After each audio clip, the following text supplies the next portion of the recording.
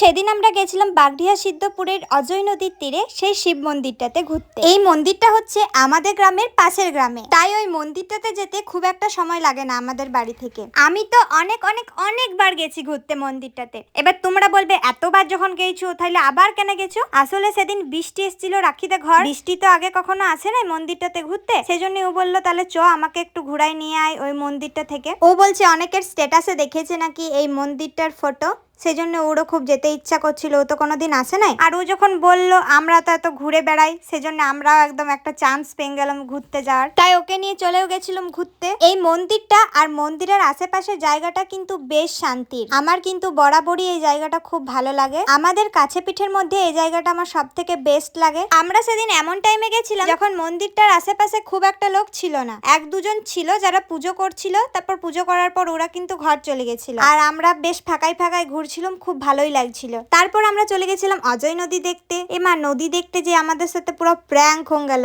নদীতে অল্প জল নাই, চারিদিকে একদম শুকনো, খা করছে পুরো। আর এই মাচাটা দেখছো, বর্ষাকালে যখন নদীতে জল থাকে তখন এই মাচাটা দেখতে কত সুন্দর লাগে। মাচাটার উপর হাঁটতে এত ভালো লাগে না, ভয়ও লাগে কিন্তু আমার যখন গাড়ি আরে পেরাই না তখন। আমরা যখন রাস্তা দিয়ে যেছিলাম ওই মন্দিরটাকে, রাস্তায় আমরা একটা মিষ্টির দোকানে দাঁড়াই, তারপর কিছু খাবার জিনিস কিনে নিই। আমরা ভেবেছিলাম যে এখানে বসে বসে খাবো সুন্দর করে আরামসে। আর যেমন কথা তেমন কাজ। অনেক ঘোরাঘুরি করার পর যখন আমাদের জল তেষ্টা লেগে গেল তখন আমরা খেতে শুরু করে দিলাম। যাই হোক, তো অনেক বকবক করলাম, তো চলো এবার কিছু ভালোবাসার মানুষদের মিষ্টি মিষ্টি কমেন্ট গালা পড়িলি। দেবী ঘোষ কমেন্ট করেছে, খুব সুন্দর বোন, আমি দেখছি আনন্দপুর গ্রাম থেকে, ধন্যবাদ। রূপালী দাস কমেন্ট করেছে, খুব সুন্দর, তোমার ভিডিও দেখতে আমার খুব ভালো লাগে সৃজা। তোমার বাড়ি কোথায় গো বোন? আমার বাড়ি হচ্ছে হরিপুরের আশেপাশে। যদি কেউ আমার গ্রামের নামটা জেনে থাকো তাহলে অবশ্যই কমেন্ট করো। লক্ষ্মী ঘোষ কমেন্ট করেছে, তোমাদেরকে দেখতে খুব ভালো লাগে, ধন্যবাদ। পিঙ্কি ঘোষ কমেন্ট করেছে, তোমার গ্রামে আমার মামা বাড়ি, আগে তোমাদের কীর্তনে খুব যেতাম।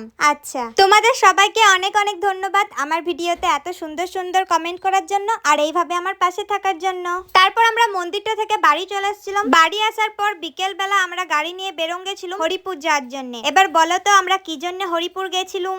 জানি তোমরা সবাই জানো যে আমরা শুধু খেতেই যাই। আসলে সত্যি কথাই যে আমরা খেতেই গেছিলাম সেদিন। আসলে আমরা এতবার করে হরিপুর যাই আর শুধু খাই, সেজন্য তোমরা জেনেই গেছো। সেদিন কিন্তু আমরা অনেক লেট করে ঘর থেকে বেরোচ্ছিলাম, কারণ কি আমরা অনেক রাত করে ঘর যাব, আর রাতের বেলায় ঘর যেতে কি যে ভালো লাগে কি বলবো। প্রথমেই আমরা চলে এসেছিলাম মোমো খেতে। হরিপুরের এই যে বটতলার কাছে মোমো, ওটা খুবই ফেমাস আমাদের, আর খেতে কিন্তু খুব ভালোও লাগে। তো সেখানে আমরা চলে গেছিলাম প্রথমে মোমো খেতে, আর আমরা সবাই মিলে কিন্তু হাফ প্লেট করেই মোমো কিনেছিলাম, কারণ কি যদি ফুল প্লেট মোমো খেইলি না তাইলে আর কিছু খেতে লাগবো, আর আমরা কিন্তু অনেক কিছু খাবো করে গেছিলাম, তাই হাফ প্লেট করেই কিনেছিলাম। তারপরে আমরা চলে এসেছিলাম হরিপুরের একটা ফেমাস জায়গা সবুজ সাথী, যেখানে সবাই খেতে আসে, আমরাও যাই প্রায় দিন। ওখানে যাওয়ার পর আমরা নিজেদের খাবারগুলো অর্ডার দিই, আর খাবারটা আসার জন্য আমরা ওয়েট করি, আর খাবারটা আসার পরে একদম আমরা সবাই মিলে হামলায় পড়ি খাবারটার দিকে। যাই হোক, এই ব্লগটা আমি এখানেই শেষ করছি। তোমরা সবাই ভালো থেকো, সুস্থ থেকো, আর কে কে ভিডিওটা শেষ পর্যন্ত দেখলে আর কোথা থেকে দেখলে অবশ্যই কমেন্ট করে জানাবে, তাহলে নেক্সট ভিডিওতে তোমাদের নামগুলো বলবো। তো চলো, টাটা।